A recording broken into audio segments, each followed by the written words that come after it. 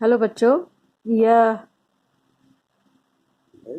Video class 9th के लिए है और आज हम पढ़ेंगे चैप्टर 8 जिसमें एक कविता है और उसका नाम है ग्राम श्री मतलब गांव की शोभा। और इसके कवि हैं श्री सुमित्रा नंदन पंत जी। तो आइए सबसे पहले कवि जो हैं उनके बारे में कुछ जान लें। सुमित्रा नंदन पंत जी एक छायावादी कवि रह चुके हैं और उनका जन्म 20 मई 1900 ईस्वी में अल्मोड़ा जिले के कौसानी गांव में हुआ था। इनके पिता का नाम श्री गंगादत्त तथा माता का नाम सरस्वती था। स्वभाव से ही वो बड़े कोमल और प्रकृति प्रेमी कवि रहे हैं। गांधी जी के आंदोलन ने उन्हें बहुत प्रभावित किया। मतलब स्वतंत्रता संग्राम में जो गांधी जी ने आंदोलन किए थे उससे पंत जी बहुत ही प्रभावित हुए और उन्होंने कॉलेज की जो पढ़ाई थी उसे छोड़कर संस्कृत, हिंदी, बांग्ला, अंग्रेजी आदि भाषाओं में काफ़ी उन्होंने अध्ययन की और अपनी प्रतिभा को बढ़ाया। उसके बाद पंत जी को काफ़ी पुरस्कार भी मिला है। साहित्य अकादमी, सोवियत रूस तथा ज्ञानपीठ पुरस्कार से ही सम्मानित किया गया है। 28 दिसंबर 1977 को इनका देहांत हो गया। उसके बाद पंत जी की कुछ जो प्रमुख रचनाएं हैं, मतलब प्रसिद्ध रचनाएं हैं, वो हैं जैसे पल्लव, युगांत, गुंजन, अतिमा, उत्तरा। ये सारे काफी उनकी अच्छी रचनाओं में से है। पंत जी हिंदी के एक गौरवशाली कवि हैं और उनकी जो शब्द है वो बड़े ही प्रभावी होते थे। उनकी भाषा में संस्कृत और तद्भव शब्दों का तथा ब्रज अवधी और उर्दू फारसी शब्दों का भी कहीं कहीं प्रयोग देखा जाता है। पंत जी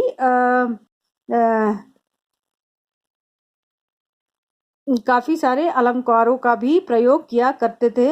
यह पंत जी की ज्यादातर रचनाओं में आप उनके जो प्रकृति के प्रति प्रेम है उसके बारे में आप देखेंगे।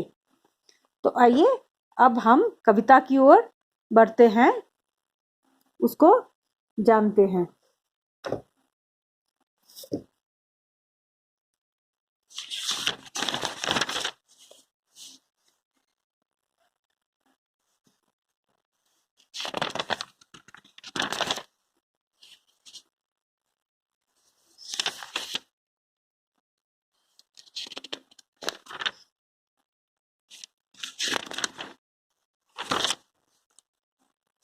तो बेसिकली पहले हम बच्चों देखते हैं कि ग्राम श्री की जो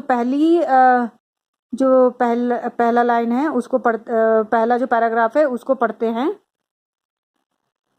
फैली खेतों में दूर तलक मखमल सी कोमल हरियाली लिपटी जिससे रवि की किरणें चांद की सी उजली जाली तिनके के हरे हरे तन पर हिल हरित रुधिर है रहा झलक श्यामल भूतल पर झुका हुआ नभ का चिर निर्मल नील फलक।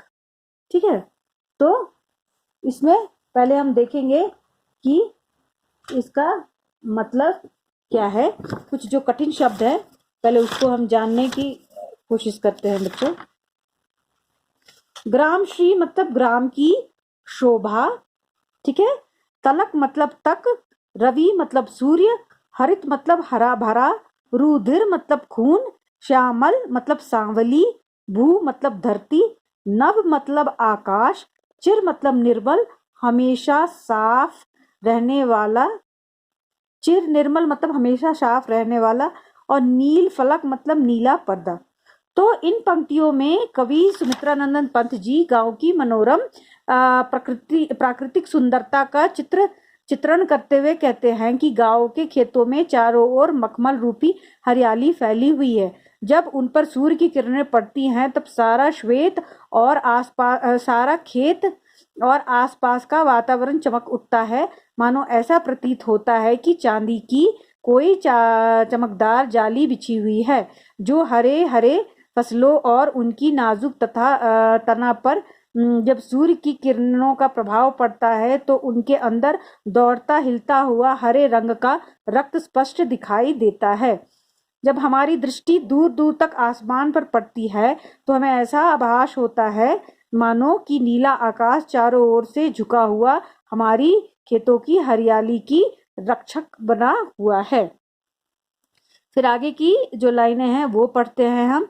रोमांचित सी लगती वसुधा आई जो गेहूं के में बाली, अरहर सनई की सोने की किणकिणियां हैं शोभाशाली, उड़ती बीनी तैलाक्य गंध, फूली सरसों पीली पीली, लो हरित धरा से झांक रही नीलम की कली तीसी नीली।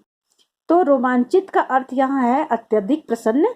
वसुधा मतलब पृथ्वी, सनई सन के पौधे जिससे रस्सी बनती है, किंकिणियां करधनी जो कि एक गहना है, आभूषण है जिसको हम कमर में पहनते, उसको कमर बंद भी कहते हैं।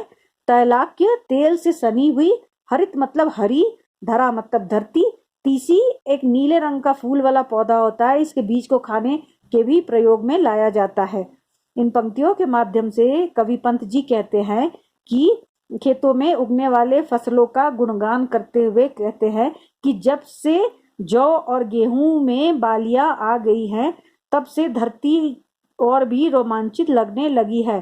अरहर और सनई की फसलें सोने जैसी प्रतीत हो रही है तथा धरती को शोभा प्रदान कर रही है। हवा के सहारे हिल हिल कर मनोहर ध्वनि पैदा कर रही है। सरसों की फसलें खेतों में लहलहा रहे हैं, जिसके फूलों के खिलने से पूरा वातावरण सुगंधित हो गया है। वही हरियाली युक्त धरा से नीलम की कलियां और तीसी के नीले फूल भी झांकते हुए धरती की शोभा बढ़ा रहा है। फिर हम आगे देखते हैं।